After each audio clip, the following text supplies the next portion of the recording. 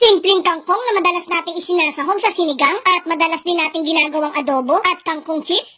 Bibigyan naman natin yan ng kakaibang luto na sure akong magugustuhan ninyo. Diyan nga po ay meron tayong biniling 2 bungkus ng kangkong. 2 bungkus na yung binili natin dyan guys para marami-rami na yung maluto natin. Pero kung may tanim naman po kayong kangkong sa bahay or malapit sa bahay ninyo, pitas-pitas na lang po para naman makatipid-tipid tayo ng konti. Bali, hiwain lang natin sa maliliit itong mga kangkong tulad ng nasa video. Kung makikita ninyo dyan guys, pati yung tangkay na malapit sa dulo ay sinama na natin dito sa ating lulutuin. Bali, paghihiwalayin lang po natin yung ginayat nating tangkay at yung dahon ng kangkong. Medyo matigas kasi ang tangkay guys, kaya yan po ang unahin nating lutuin mamaya.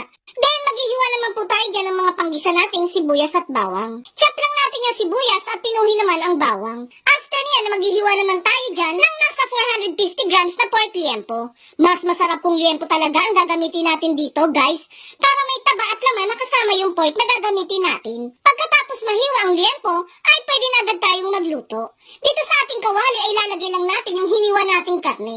At lalagyan din natin yan ng estimated half cup lang ng tubig. Lulutuin lang natin itong karne dito hanggang sa maglabas na ito ng mantika at maprito natin ito ng bahagya. At kung nanonood ka pa sa puntong ito, ibig sabihin na interesado ka sa kangkong recipe na ipinapakita ko sa inyo. At kung sakali pong magugustuhan ninyo ito, pwede po bang pusuan nyo naman ang video natin?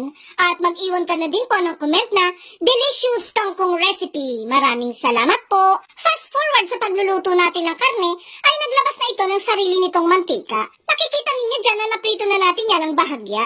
Kapag ganyan na po, ay pwede na natin yung hanguin at iset aside muna. Dito sa same pan na pinaglutuan ng karne, ay magigisa naman tayo dyan ng sibuyas at bawang. Gigisa-gisa lang natin itong mga aromatics hanggang sa lumabas na ang bango nito. Then saka natin ilalagay ang tangkay ng kangkong.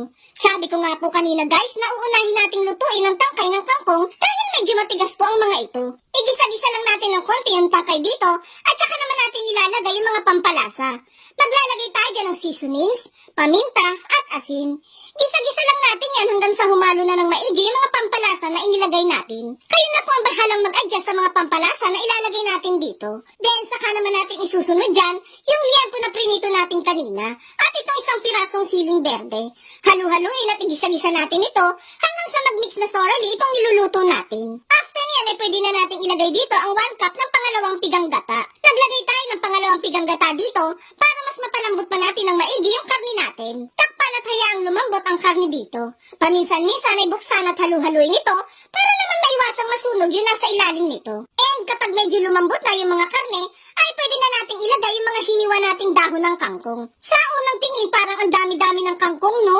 Pero maya-maya lang guys, iimpis na yan ng sobra kapag naluto na. Halu-haluin pa natin itong niluluto natin hanggang sa umimpis na ng tuluyan yung kangkong. Then saka naman natin yung tatakpan at hayaan itong maluto. Makalipas lang ang 3 minutes ay buksan at halu-haluin natin ulit itong niluluto natin. At last na natin ilalagay dito ang 1 cup din ng kakang gata. At this point guys ay hindi na natin ito tatakpan. Hahalu-haluin na lang natin ito ng paminsan-minsan hanggang sa kumaunti na ang sabaw nito. Kung gusto nyo naman po ng nagmamantika itong niluluto natin, pwede nyo naman po mas tagalan pa ang pagluluto nito. Fast forward sa pagluluto natin, ay ito na yung kinalabasan.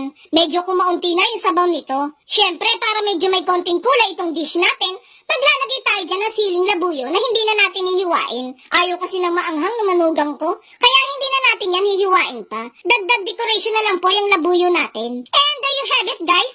Ready to serve na itong nakakatakam at super simple na ginataang kangkong recipe natin. Tag nyo na din ang mga friends and loved ones ninyong mahilig sa kangkong at subukan nyo na din magluto nito.